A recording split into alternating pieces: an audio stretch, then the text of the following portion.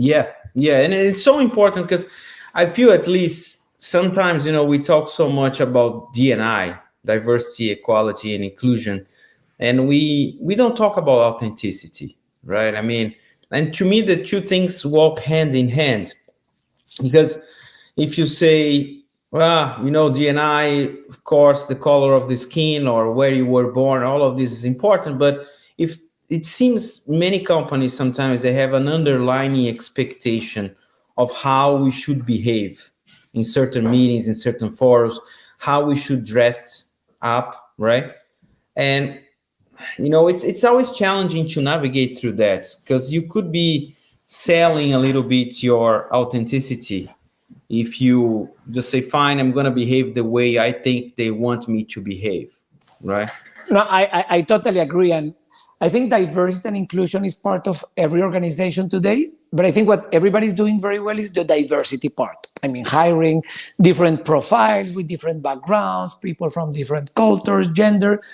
But the inclusion, it's really the challenge. I mean, you can have the beautiful picture with very diverse talents, but how to include them, how to listen, how to respect.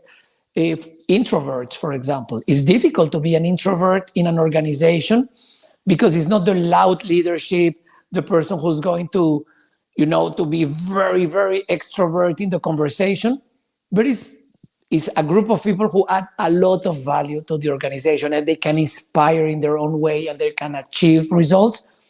But we have some definitions of what is a true leader, the one who's in front of a big crowd, jumping and screaming.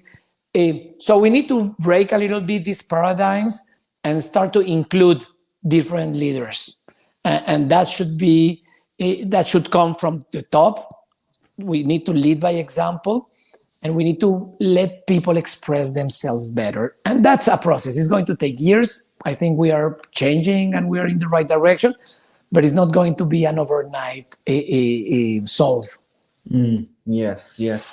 And I want to jump a little bit into the challenge you had and how you overcome that, right? So just as an overall mention to everybody who's watching us or will be watching us, in the future, we're talking about authentic leadership because it's something rare. It's difficult to find nowadays, but you really find lots of leaders that are just playing the game, right? They are just falling into this trap of, that's what they want me to do, I'm going to do it, right?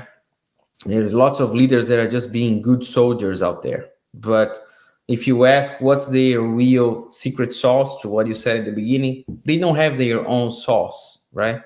It's truly like fast food, right? Like it's the same. If you replace the leader, it comes another person and the other person is going to do the same. So which kind of routines or, I don't know, advice, practices you developed in your career to, first of all, and I know this is going to be probably a long answer, so feel free because it's a long question, to, first of all, develop your own leadership style, discover your leadership style. Who am I? And this is how I lead. And then over the years, over your career, what kind of exercise you did to revisit that and say, look, am I being true to that commitment that I have to my values, right? Or am I sometimes maybe entering into the automatic pilot and I need to, revisit some things? No, and as you said, that's a difficult question. For me, I am an observer. I like to observe people, and I see a lot of people speaking to others and using words that they don't mean. I mean, for example, and I worked so many years in the pharmaceutical industry that so many people go and say, well, we do this for patients. That's a big sentence and with a lot of impact. But for me, 80% of the time people are saying that because others are saying that. It's just a sentence that it fits nice when you work in this industry. But I think you cannot just use these cliche sentences if you don't mean it, if you don't have an example and you create a story and you tell a story about that. If you just say this, oh, well, we do this for patients, and then you go to the business results, it feels empty for me. And for me, and what I have learned is listening to leaders who really inspire me, where I was really convinced, wow, I was touched by that speech. I really believe what that person is saying.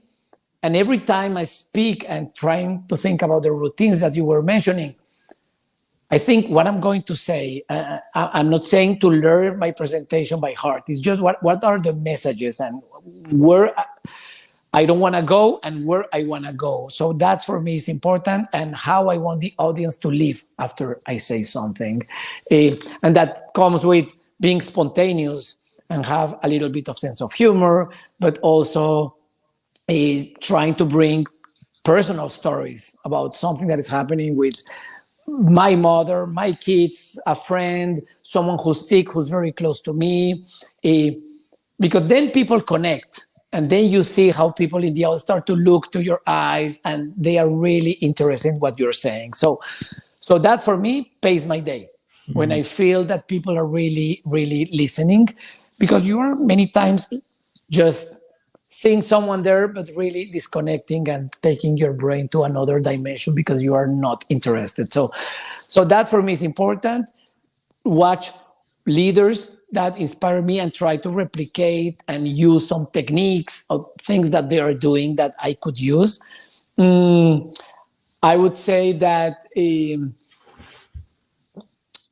it's also, you always say when you speak, I want this to be interactive.